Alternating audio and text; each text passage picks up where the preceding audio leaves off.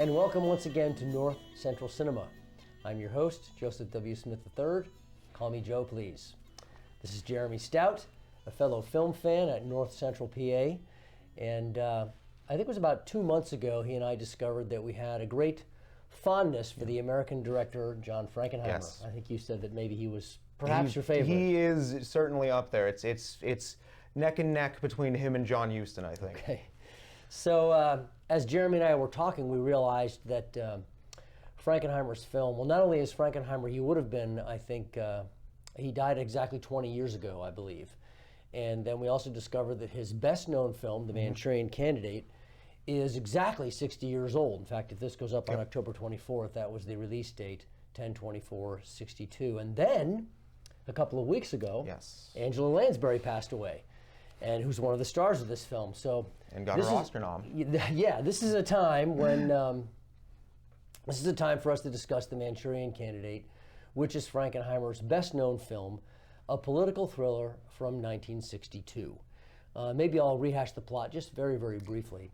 It's based on a novel by Richard Condon, and it's about a group of soldiers who were captured during the Korean War and brainwashed and then sent back to infiltrate the American political scene.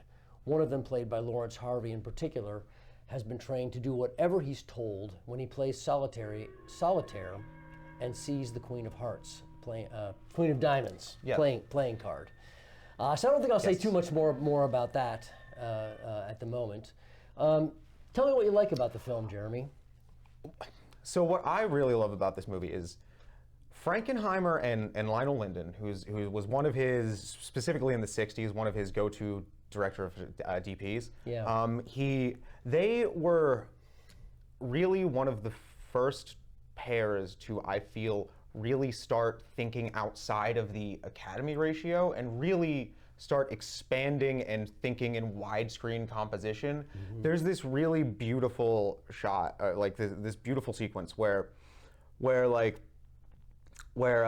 John Islip, the senator, is yelling about how many communists there are, but like he's not on the focus. You only ever see him on like a TV screen off to the right side of the screen, and the focus of the scene is almost always on Angela Lansbury, who's like clearly puppeteering the whole thing, and the visual language and the way it spreads it out across the whole screen, it gives it a far broader sense than a lot of films, I feel, had. Yeah.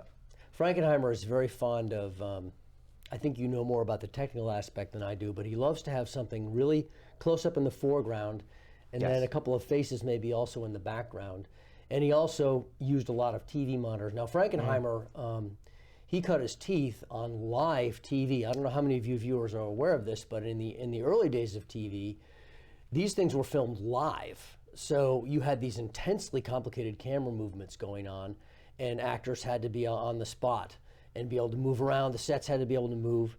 And Frankenheimer was probably the best. I read an interview with William Friedkin where he said he thought Frankenheimer was the best of the live TV directors. No, I mean, yeah, the way in which this man blocks shots and the ease at which he moves about a scene is really unparalleled, I think, still today. Yeah.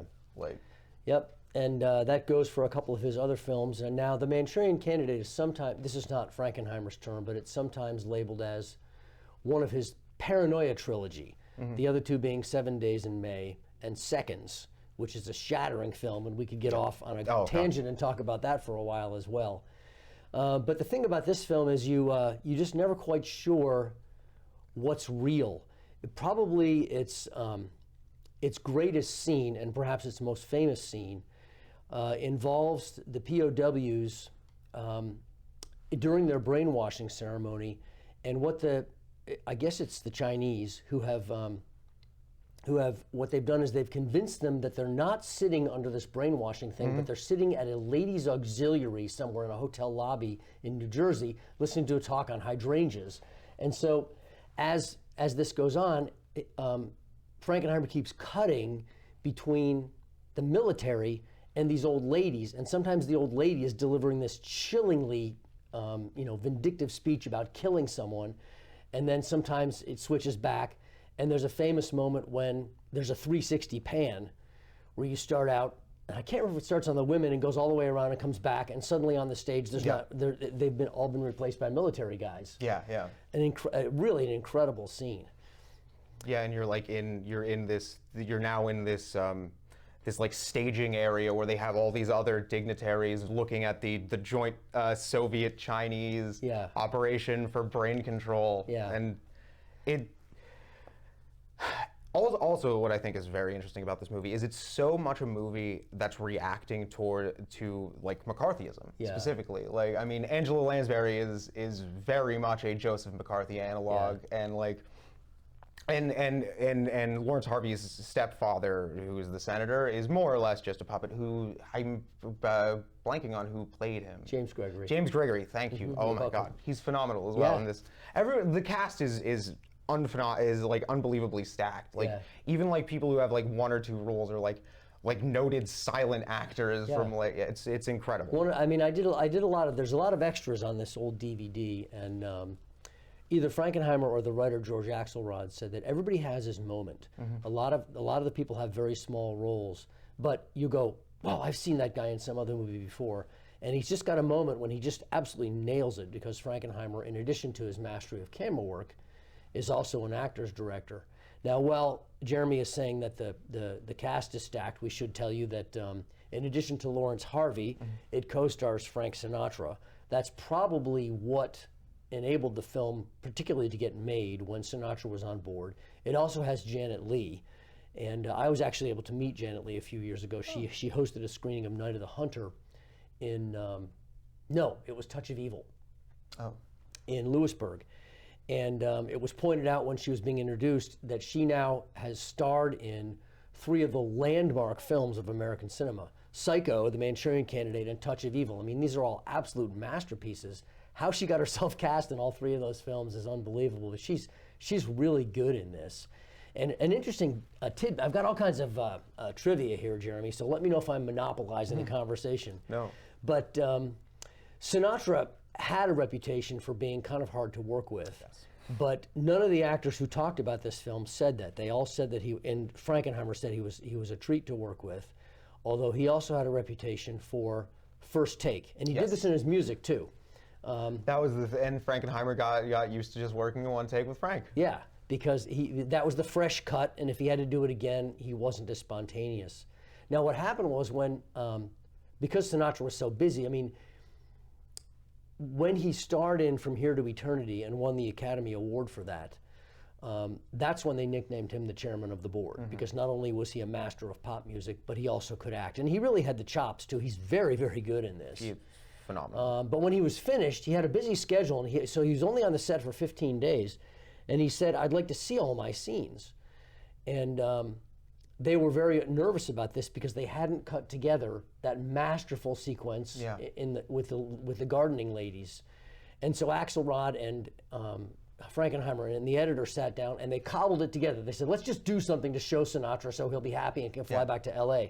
And they cut it together, and it turned out that was the cut they used. After they just kind of whipped it up, and then they were like, wow, this is pretty good when you consider that it's a bravura moment in the film. Yeah, it's the amount of complicated it kind of like a modern day equivalent is like how Joe Wright shot like the recent Anna Karenina, where like they would move things in and out of frame as the camera moved. Yeah, boy, there's a guy that really likes long takes as well. Yeah.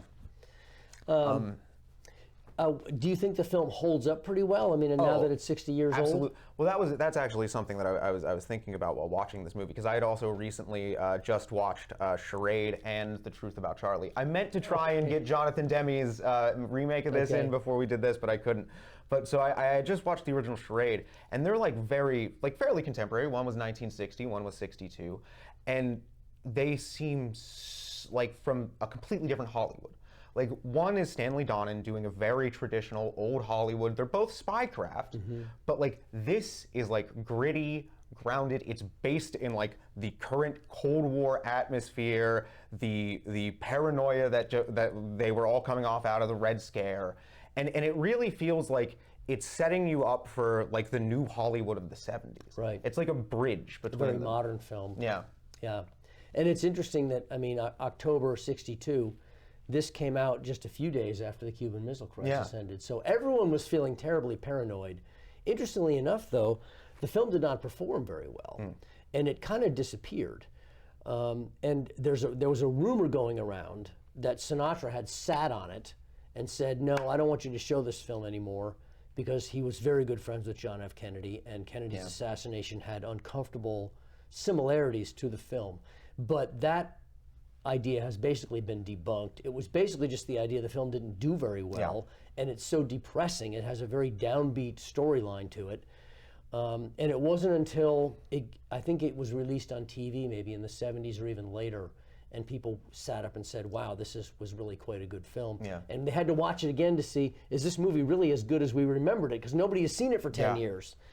It is extremely bleak. There's no happy ending to this. It is a dour, a downbeat ending. And I mean it fits with the political tone of the time. Yeah, very much so. And let's talk a little bit about Angela Lansbury. What goes on here is, in addition to the whole brainwashing, there's a subplot with the main brainwashed guy. His name is Raymond Shaw, and his stepfather is a senator who basically is Joseph McCarthy, except he's been puppetized by his wife, played by Angela Lansbury. Now, Sinatra came to Frankenheimer and said, I want you to cast Lucille Ball in this role.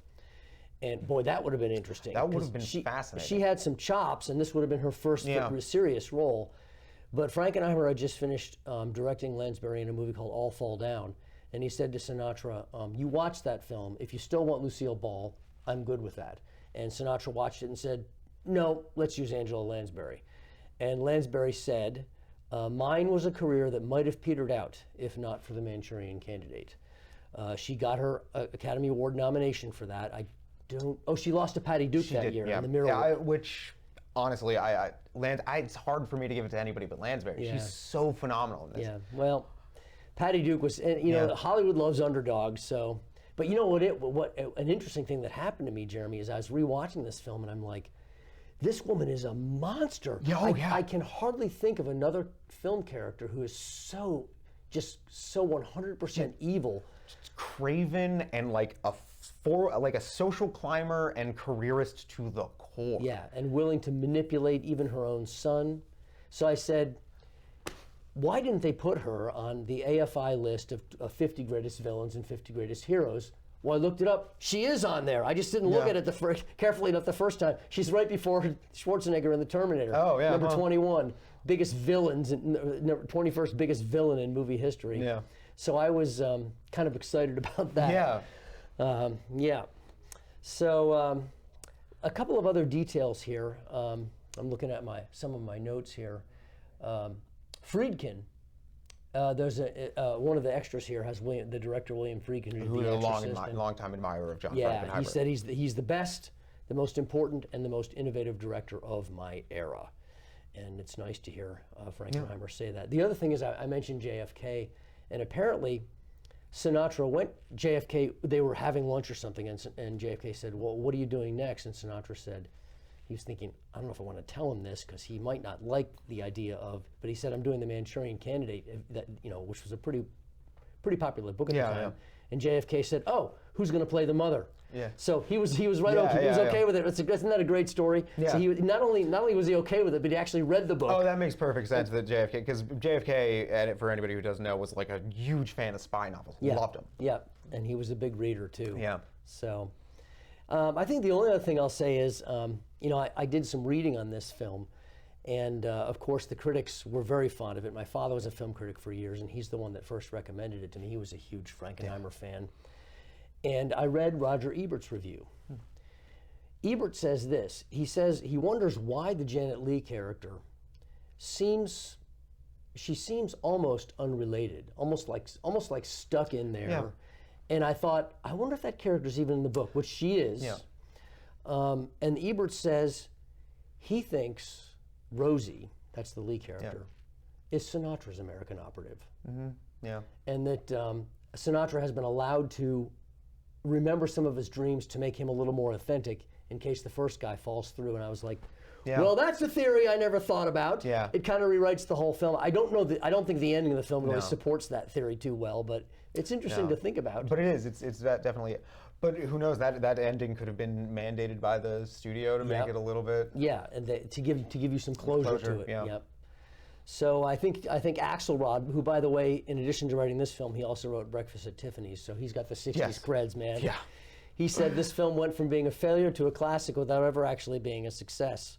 So there's the Manchurian Candidate from 1962. It's now exactly 60 years old. Very easy to find. Any other films by Frankenheimer that you're particularly fond of, Jeremy? I mean, we always talk about The Train, but The Train is, of course, one that I'm always going to mention. I'm going to actually tip my hat to the miniseries that he did in the 90s. I like Andersonville quite a bit. Yeah. I really do like that a good bit. It's not like seen it's like that. three. It's very good. I own it on DVD. I can give you a copy if you I would want. be very interested in that. Yeah, he's Frankenheimer's had an interesting career. I mean, he blasted onto the scene with these masterpieces in the '60s: Birdman of Alcatraz, Grand Prix, which is sometimes considered the greatest race car movie ever made. The I've still Train. unfortunately not seen it. So I saw it when I was a kid. I don't remember Oh, very okay, well. yeah. The Train, second, 7 Days in May. And then he was actually working with Robert F. Kennedy on Kennedy's career, or Kennedy's campaign.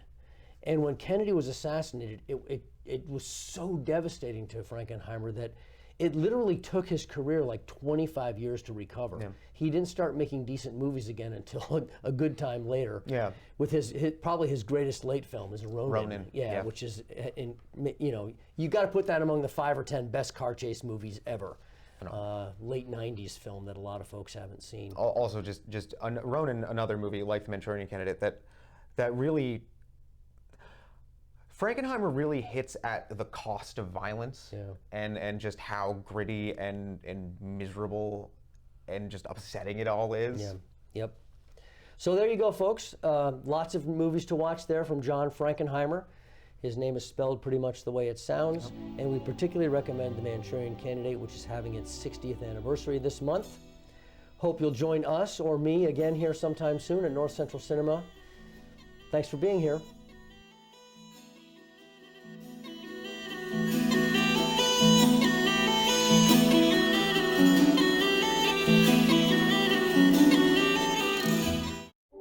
At UPMC, we're pioneering new ways to treat cancer, and we're working to prevent it.